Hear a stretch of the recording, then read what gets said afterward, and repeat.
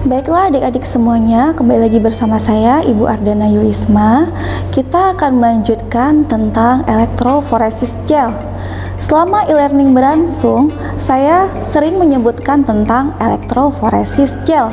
Sebenarnya apa itu elektroforesis gel? Yaitu prinsip dasar elektroforesis adalah bahwa DNA, RNA, dan protein semuanya dapat dipisahkan melalui medan listrik. Dalam elektroforesis gel agarosa, DNA dan RNA dapat dipisahkan berdasarkan ukuran dengan menjalankan DNA melalui gel agarosa, seperti terlihat pada gambar ya. Nah, PCR atau sering kita sebut dengan polymerase chain reaction. Polymerase chain reaction atau PCR adalah teknik yang sangat serbaguna untuk menyalin DNA ataupun untuk mengcopy DNA.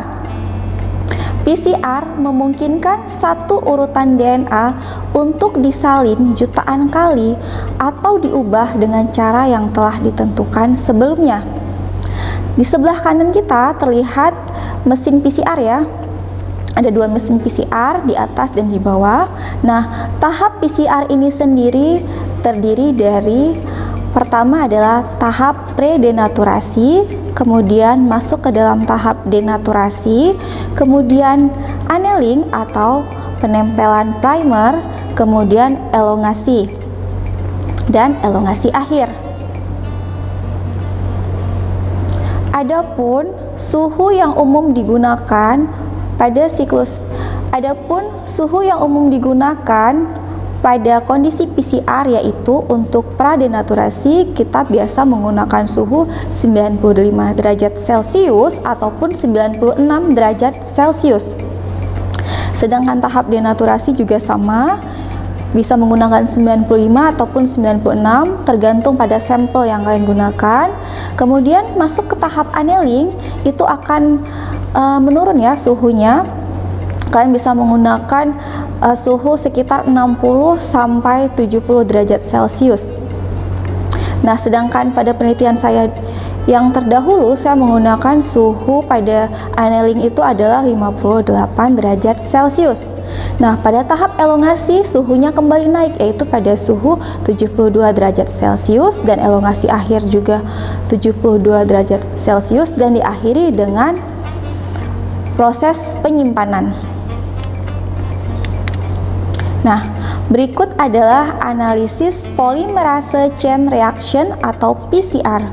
Di sini terlihat template DNA yang memasuki tahap pre-denaturasi, di mana template DNA ini memasuki siklus pertama ya, menjadi kopiannya itu menjadi 4 atau salinannya itu menjadi 4, kemudian dari salinan 4 menjadi 8 sampai 16 sampai dengan 32 salinan, yang mana kondisinya itu menggunakan siklus 35 siklus.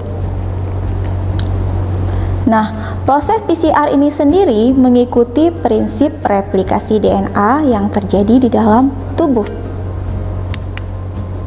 Primer. Primer adalah untaian asam nukleat yang berfungsi sebagai titik awal sintesis DNA. Primer umumnya berukuran pendek. Oligonukleotida yang disintesis secara kimiawi dengan panjang sekitar 20 basa. Jadi kalau misalnya kalian ingin membeli primer itu biasanya urutannya itu pendek ya, sekitar 20 atau sampai 25 basa, tergantung primer apa yang kalian gunakan. Kemudian primer tersebut dihibridisasi ke DNA target yang kemudian disalin oleh polimerase. Penempelan primer pada proses amplifikasi terjadi pada tahap annealing. Nah, dari hasil e-learning saya hari ini, dari hasil pemaparan saya hari ini kepada adik-adik semua yang ada di rumah, ada beberapa poin yang dapat kita simpulkan, yaitu yang pertama, DNA barcoding merupakan suatu metode pengidentifikasian spesies dengan menggunakan urutan gen pendek dari genom organisme.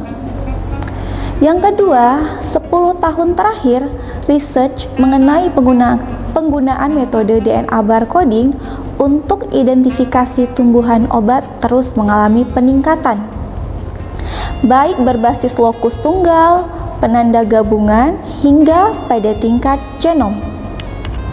Adapun barcode DNA yang diusulkan oleh CBOL yaitu untuk kelompok tumbuhan bisa menggunakan RBCL, MATK, tRNA-pSBA, dan ITS.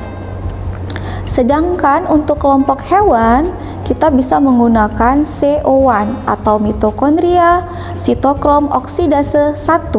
Sedangkan untuk kelompok jamur, CBOL menyarankan untuk menggunakan ITS atau internal transcript spacer. Baiklah, demikianlah perkuliahan e-learning hari ini bersama saya. Semoga bermanfaat. Segala kekurangan ada pada diri saya dan segala kelebihan ada pada Allah. Sampai bertemu lagi untuk e-learning selanjutnya. Saya Ardana Yulisma, SSI MSI, undur diri. Wassalamualaikum warahmatullahi wabarakatuh.